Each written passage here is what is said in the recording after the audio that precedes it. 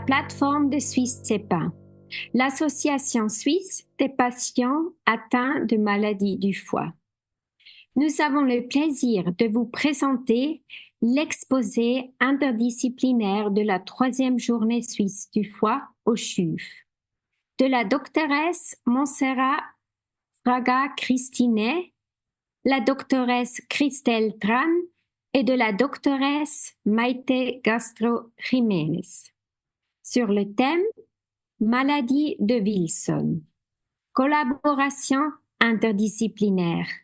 Bienvenue à la doctoresse Fraga, la doctoresse Tran et la doctoresse Castro Jiménez. Voilà.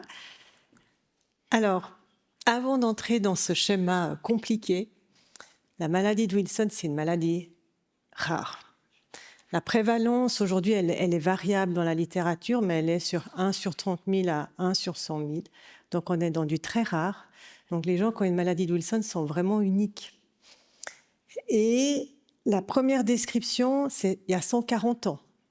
Donc, on est sur une maladie qui a une histoire.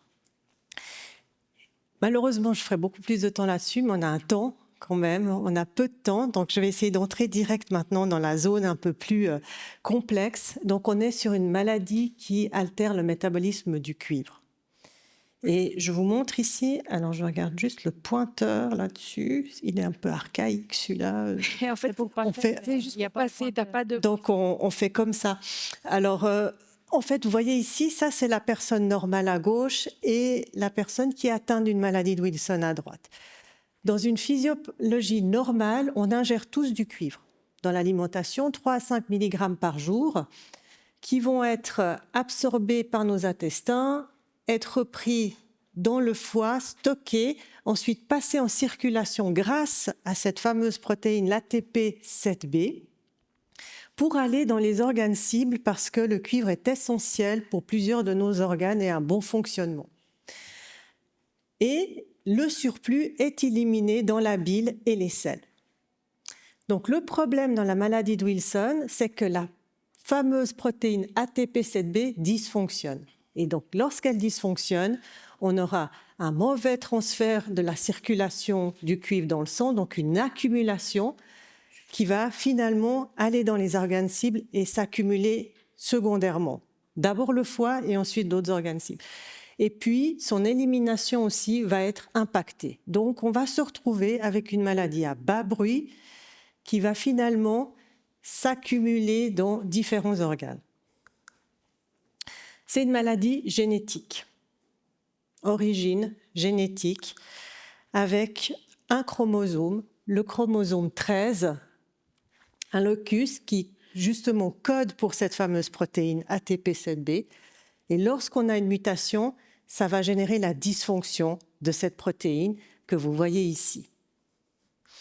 Alors, rassurez-vous, on ne va pas regarder toutes les mutations, mais il y en a plus de 800 qui sont connues. Et c'est ce qu'on connaît aujourd'hui parce que ça, c'est tout le gène qui code pour l'ATP7B, c'est 21 exons, avec, vous voyez, des parties qui vont coder pour des différentes fonctions, zones de la protéine, et tous les variants connus, dont un courant ici, un qui est fréquent. Chaque année, on trouve des nouveaux variants dans des régions autres, entre les exons, introniques, dans les régions promotrices. Donc, ce qu'on sait aujourd'hui, demain, on saura encore mieux. Et des patients qu'on n'a pas confirmés aujourd'hui sur le plan génétique, peut-être qu'on les confirmera demain ou dans quelques années. Montserrat. Voilà, donc la maladie de Wilson, c'est un peu un caméléon. En fonction de l'âge, elle va se manifester différemment. Et c'est pour ça que c'est hyper important de travailler ensemble, parce que moi, je n'ai pas l'expertise de Christelle en métabo, de Maïté en neuro, et que pour poser un bon diagnostic, on est toujours mieux à plusieurs que tout seul. Et puis bon, le caméléon, il est mignon, et si on l'identifie, si on le voit, on peut ramener, comme on le dira plus tard, le pronostic de ces patients à un pronostic excellent, meilleur. Alors, en effet, on a une expression clinique qui est extrêmement variable et qui fait cet aspect multifacette de cette maladie et des fois un diagnostic difficile à poser, hein, parce que le patient peut arriver par multiples portes d'entrée, mais principalement dans la forme de l'enfant. L'organe principal touché d'abord, c'est le foie.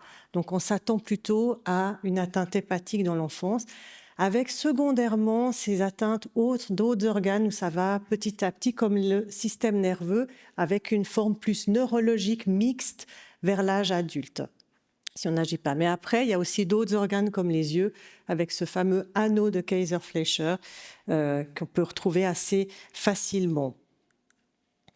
Et comme elle l'a dit, il faut être des spécialistes. Donc, on est tous autour de cette maladie pour faire au mieux et on essaie de se réunir régulièrement, de partager, d'échanger pour faire qu'on fasse la prise en charge la plus optimale, y compris avec des avis d'experts à l'étranger, sachant que c'est une maladie très rare.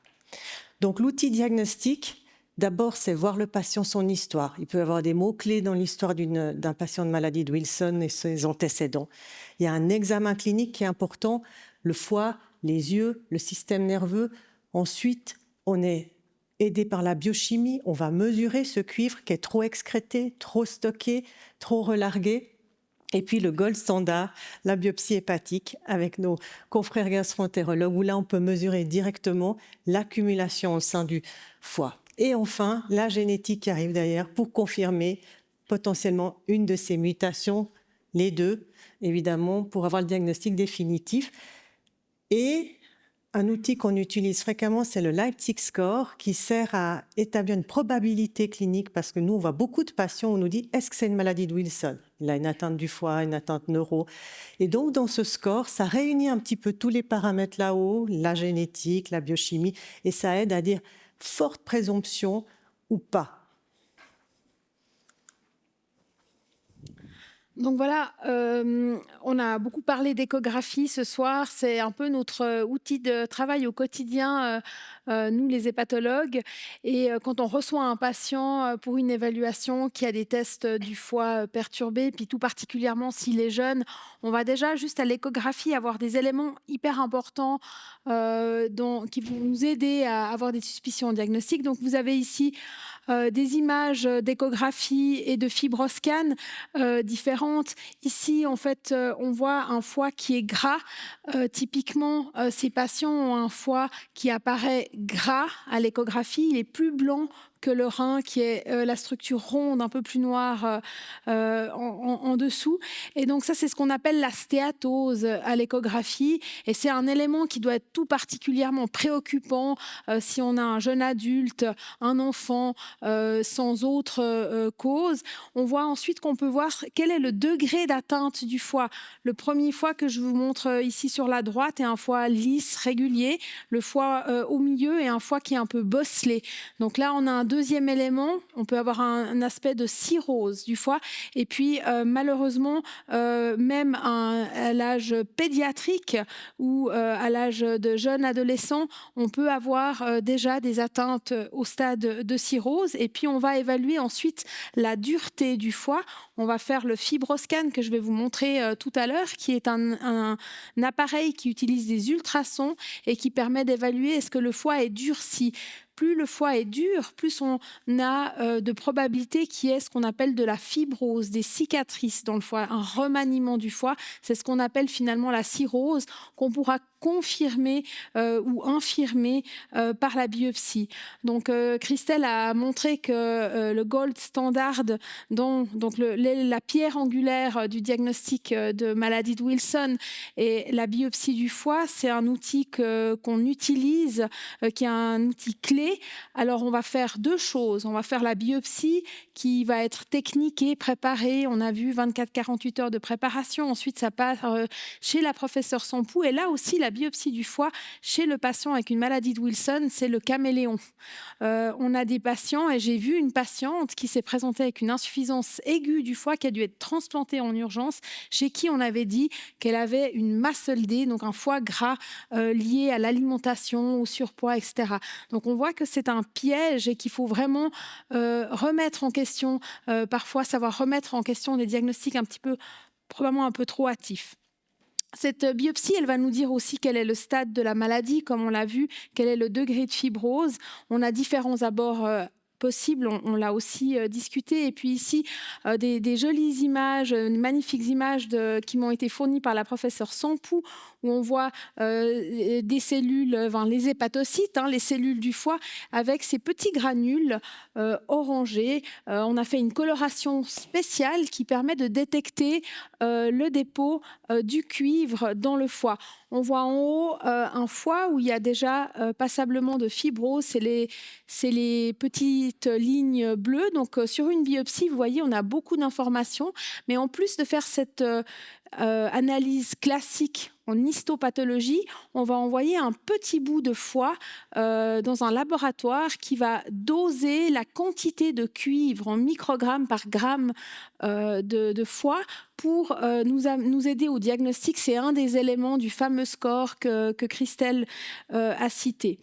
En tant qu'hépatologue, dans le suivi de ces patients, je vais ensuite amener certains éléments. On reviendra au diagnostic et aux autres éléments du diagnostic tout à l'heure.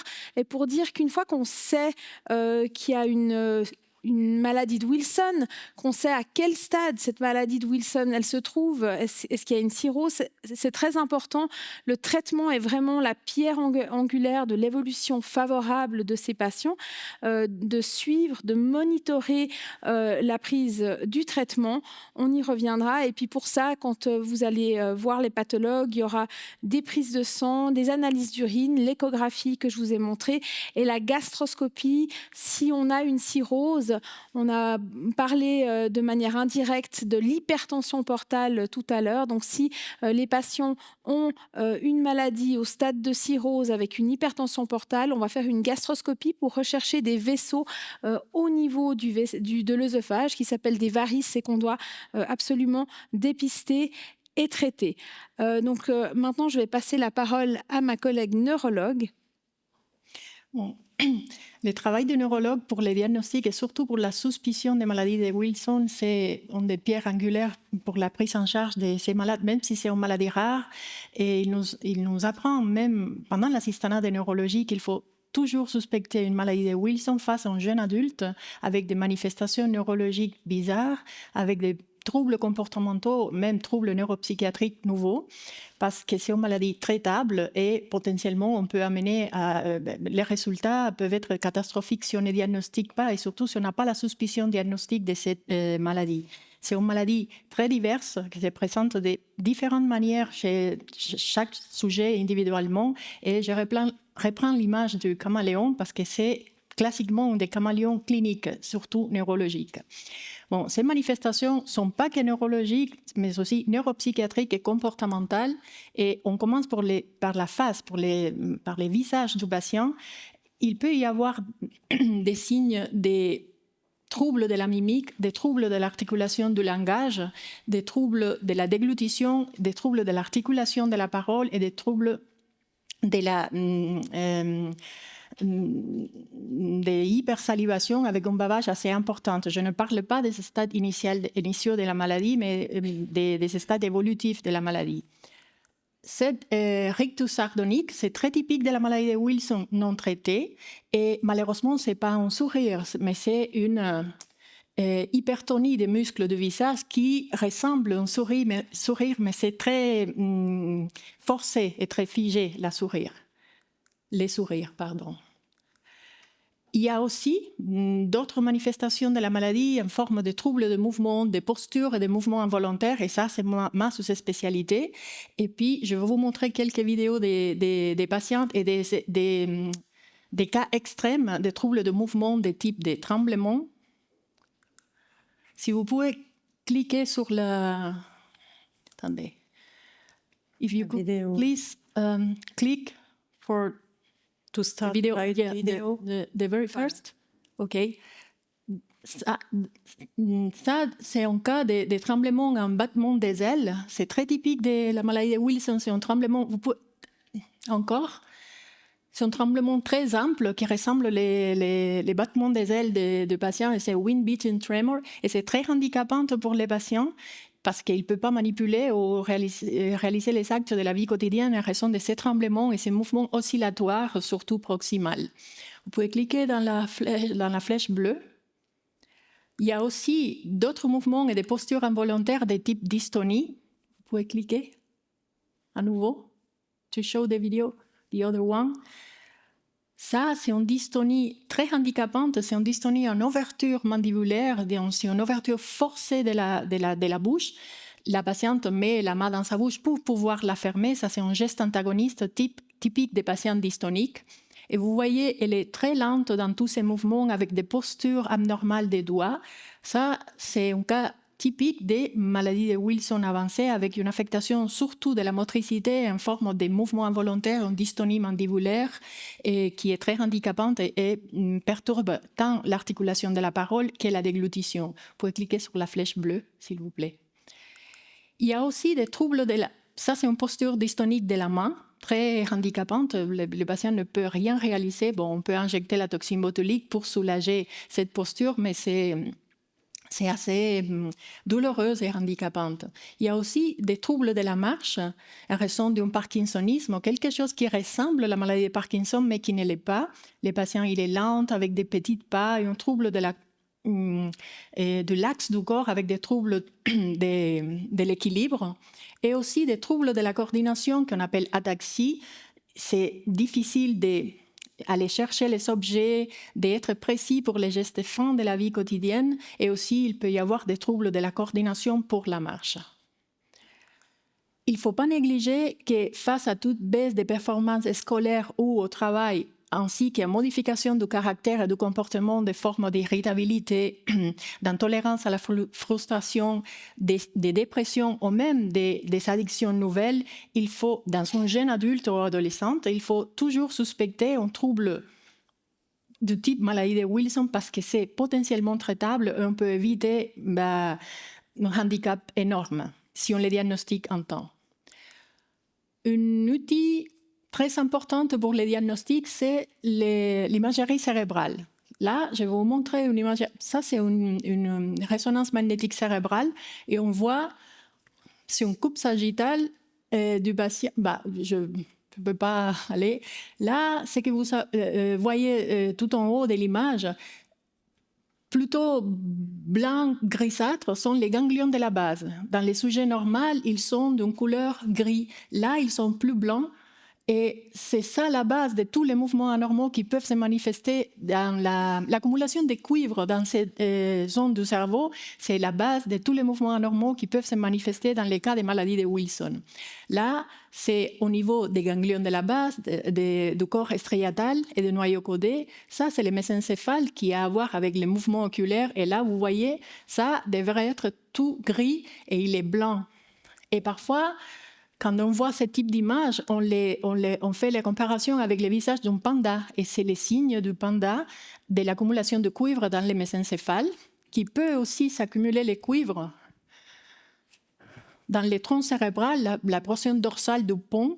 Et c'est l'image du visage du petit panda, du fils du panda. Et ça, c'est un signe clinique qu'on voit souvent. Ce n'est pas spécifique, mais quand on les trouve, on suspecte toujours une maladie de Wilson, une accumulation de cuivre dans le cerveau. Je passe la parole à Christelle. Donc, quand on a fait toutes ces étapes, puis qu'on arrive enfin alors à notre diagnostic, là, maintenant, on va traiter. Mais le traitement, ce n'est pas encore gagné. Parce qu'il va falloir suivre de près. Donc aujourd'hui, le traitement, il est simple, c'est-à-dire qu'il faut éliminer. Il faut éliminer ce cuivre qui s'accumule. Donc soit on utilise des chélateurs, comme la dépénicillamine, un traitement ancien mais qui reste de première ligne, d'autres chélateurs type triantine, ou alors en deuxième ligne aussi parfois le sulfate de zinc. Et on va devoir avoir un suivi assez serré, c'est-à-dire au départ, pour rechercher les réponses cliniques à ces traitements biologiques. Donc, on va demander aux patients de récolter leurs urines 24 heures, puis il faut faire vraiment juste, parce que sinon on tombe avec des mesures qu'on ne peut pas interpréter. Et tout ça va nous permettre, au fil des années, d'adapter notre traitement pour trouver la dose idéale. Donc, à la fin, on voit le patient un peu plus la première année. On trouve idéalement la zone de confort, de croisière, Et après, on va suivre aux 3 mois, aux 6 mois, voire une fois par année. Et on fait ça conjointement, l'équipe qui est ce soir présente. Et quand tout ça ne marche pas, il reste encore un aspect, c'est la transplantation hépatique. Oui, alors la transplantation hépatique, en fait, elle guérit la maladie de Wilson parce qu'on remplace le foie qui avait cette anomalie de métabolisme du cuivre, d'excrétion du cuivre, par un foie qui n'a plus cette anomalie. Toutefois, elle est rarement indiquée parce que ces patients, quand on les traite, même avec des enfants qui sont parfois diagnostiqués au stade de cirrhose, quand le traitement est bien suivi, qu'on a réussi à bien contrôler le cuivre, on a une amélioration de ces patients. Et donc, la transplantation hépatique, elle est rarement indiquée chez ces patients. Il y a une situation clinique où la transplantation hépatique peut être sur le devant de la scène, c'est des patients qui n'ont pas les formes chroniques d'atteinte du foie, qui se présentent avec une insuffisance aiguë du foie, avec une jaunisse, des troubles de la coagulation et un foie dont on pense qu'il ne va pas être capable de récupérer. Dans cette indication d'insuffisance hépatique aiguë, on peut avoir recours à la greffe et également lorsqu'il y a des complications de la cirrhose, qui est très rare chez ces patients, quand ils sont bien traités, bien sûr. Et dans l'indication neurologique, c'est de plus en plus discuté dans certaines formes sévères d'atteinte, mais c'est vraiment une discussion pas toujours facile, au cas par cas et multidisciplinaire. Et toujours donc tous ensemble, et je crois que ça c'est un des messages clés, par des gens qui ont l'habitude de s'occuper de malades avec maladie de Wilson. Ça reste quelque chose de rare, même dans les grands centres. Donc en conclusion, la maladie de Wilson, c'est une maladie aux multiples facettes. Il faut retenir ce caméléon qu'il faut pouvoir reconnaître dans un décor qui peut parfois être troublant. Il y a malheureusement encore des patients dont le diagnostic est retardé avec des faux diagnostics et donc un retard de prise en charge. Le diagnostic il se fait en plusieurs étapes. L'histoire clinique, les troubles scolaires, les troubles psychiques, les petits troubles moteurs doivent être reconnus. La perturbation des tests du foie, le foie gras chez un jeune enfant doit susciter des investigations. Ensuite, comme on vous l'a montré, il y aura plusieurs éléments qui vont nous guider vers ce diagnostic. Et sa prise en charge, elle est vraiment multidisciplinaire, en réseau. On a des traitements efficaces qui, lorsqu'ils sont bien pris, et pour moi, ça c'est un message extrêmement important, la compliance, la relation entre le médecin et les médecins et le patient pour insister sur l'importance de cette adhérence thérapeutique, que le patient ait compris les enjeux de ce traitement au long cours. Ça permet vraiment d'améliorer de manière drastique le pronostic de ces patients. Et donc, c'est, je pense, les messages qu'il faut retenir. Avec ceci, on a fini. Et on est là pour vos questions. Merci beaucoup à la doctoresse Fraga Christine, à la doctoresse Tran et à la doctoresse Castro Jiménez pour cette collaboration interdisciplinaire et leur engagement personnel pour SuissePA et la Journée suisse du foie.